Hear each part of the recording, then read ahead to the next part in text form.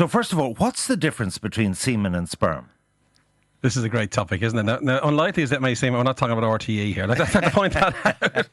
It's even more salacious than that. So semen is the ejaculate. It's all the gooey stuff, right? And in that is the sperm. And the sperm are the tiny little microscopic tadpole-like creatures that swim up and fertilise the egg. So sperm is the active ingredient. In an ejaculate, how many sperms would be swimming along? Hundreds of millions. That's the thing, strangely. Did you ever look at your own down a microscope, Ivan? Did you ever have the opportunity? No, yes, no.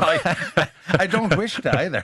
You know, the guy who invented the microscope, Van Leeuwenhoek is his name. He's a famous guy. The second thing he looked at was his own semen to see what it was. And we should need to blow. They must be tiny. Microscopic, yeah. But they thought that semen had little tiny men and women in. Strangely, that was and he sees these little tadpole-like creatures for the first time, and then that's the sperm. The reason why we're talking about them is there's a number of reports out covering the entire world, EMEA, Asia, you name it, to say that the swimmers are down. They're down. That's the concern. That's why it's a serious enough topic now, it must be said, because there's evidence that the count is going, and you need a certain count per mil if it's going to fertilise an egg, you know.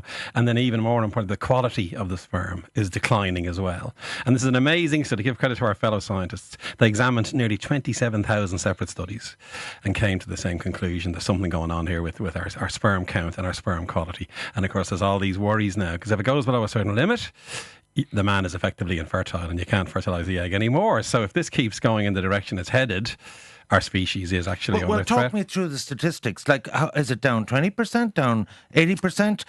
Why is this happening? Are you ready for my next great show, Kevin? There was a seminal study done, right? Yeah, right. Sorry. Yes. When it halved, they said between 1938 and 2000, it halved, right, the numbers. They went from 113 million per mil down to 66 million per mil. And that was published about 1992. That first came out, you see. So a halving of the count. So over 6 decades, it halved.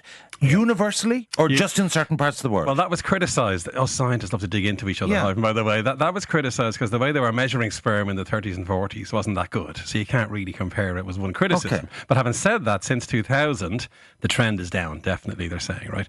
And as you say, very importantly, Australia, it could have been a local thing because of pollution or something, but all over the world then the evidence is this decline is happening. What is it? Diet? What is it? That's this great study, 27,000 studies, and they've linked it to several things. First and foremost, pollution. There's good evidence now that it's things like insecticides in the environment, pesticides, plastics release a thing called phthalates. There's evidence that can damage your sperm, you see. So that's the first reason. They reckon 20% of the reason. Sorry, what are phthalates? Phthalates, they're little chemicals that leach off plastics. So plastics release a thing called phthalates, and they could be especially worrisome. And as you know, there's plastic everywhere. It's in the oceans, it's all over. But let it stay in the ocean. I mean, I'm not eating it. Well, that's true, but how would it get into my body? It can waft in the breeze, you see, and all these pollutants. You could inhale it. You could inhale it, precisely. A great one, Ivan, was traffic cops who are exposed to pollution all through the day. Right. Their quality of sperm, their sperm was being damaged. There's two things going on. One is the count goes down, but secondly, the DNA in the sperm is fragmenting, and that's a bad thing. And they're measuring that as a really good measure of the quality, if you know what I mean. If that goes above 25% breaking of the DNA, that sperm is less able to fertilise the egg. So air pollution is a big one. Are these definitive conclusions or still under the microscope? It's still a work in progress, and there's a call now, Ivan, to be honest. Let's do more research because this could be so serious. Yeah. Smoking. That's to keep the likes of you in a job. Well, you've got it. You always say the reason why we say there's an emergency is to raise more grant money, as you know. Absolutely. That's not quite true. But, okay. And so other than that, would diet be a factor? Diet, obesity, and of course, as you know, there's an obesity epidemic. That puts the sperm under pressure as well. There's evidence of a link to obesity as being a damaging thing. Smoking was always a risk, by the way, and that was known for a long time. The chemicals in smoke. Okay. That's a 10% what about contribution to the whole thing. Luckily not. I was relieved. I'm out the gate. Well, I read this study very closely. They couldn't find evidence for alcohol, which is that's one of the more positive aspects. Right. And another one that's in fact, it's very positive to the whole fertility program. Alcohol. Isn't I suspect we wouldn't be here without it. So air pollution, diet, smoking are right up there. They are with things. I wanted to ask you this.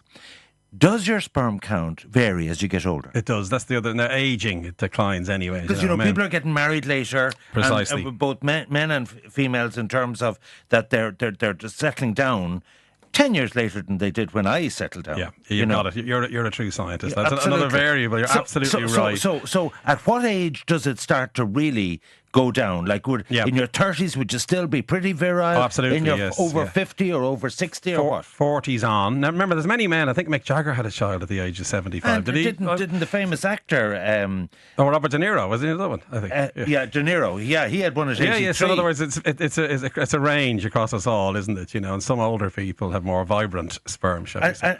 And do you have statistics then on fertility rates dropping?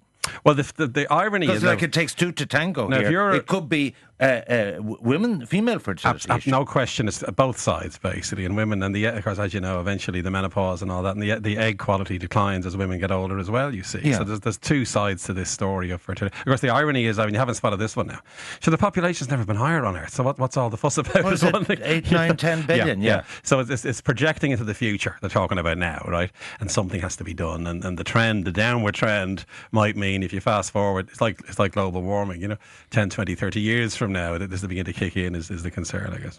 So geography is not a factor. There's not parts of the world that are suffering from this more or not less? Really. Initially they thought it was that. It may be in Europe where it's more polluted, but then because it's all over the world, that creates a challenge. There's something common then to every country, and it could be pollutants are spreading all over the planet kind of thing, and low amounts of them are sufficient. So what can be done to reverse this? Well, the big thing is anybody who might be trying to Could you take vitamins or whatever to... Well, there's no doubt the best way to keep your sperm healthy, as you probably know, is a good diet, good exercise anyway. All the boring stuff. And tell me, if you were a fitter person, if you went to the gym and worked out a gym bunny working out 3 times a day, would that boost your fertility? But don't overdo it, because one negative is overheating, Ivan, interestingly. So if it gets too hot down there, right, don't wear the budgie smugglers. Okay, is the message, because that can overheat the situation. There's one thing that's troubling me in this, right? And I don't know how to do it that my editor won't have a problem with that. Be careful. No, if there's 27,000 studies and they all involve, where did they get all the product to assess? Well, that's the next question. That's a big one. I believe plenty of people are prepared to donate for these studies. So? Yeah, I think so. so. Yeah. All right. Well, the stuff you learn from Professor Luke O'Neill defies gravity here. Thank you very much indeed. I think the message is don't smoke, have the right diet and stay fit, avoid obesity, and you have a better chance of having a baby. That's right. All right.